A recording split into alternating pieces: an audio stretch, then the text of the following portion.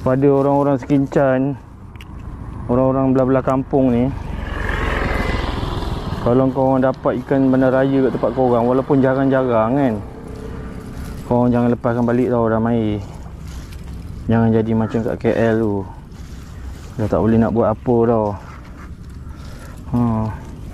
Tahu nanti rosak sungai korang tau.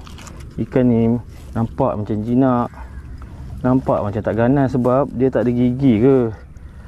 Korang tengok mulut dia, dia melekat kat cermin je. Mulut dia macam ada berus je.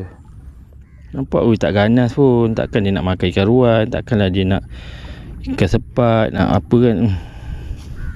Dia orang kalau dah ramai geng, kalau dia dah ramai nanti dengan geng-geng dia, habis kan ikan ruan pun lari tau. Wah, dapat kijing kan. Ada isi tu. Mana ada isi, mampus.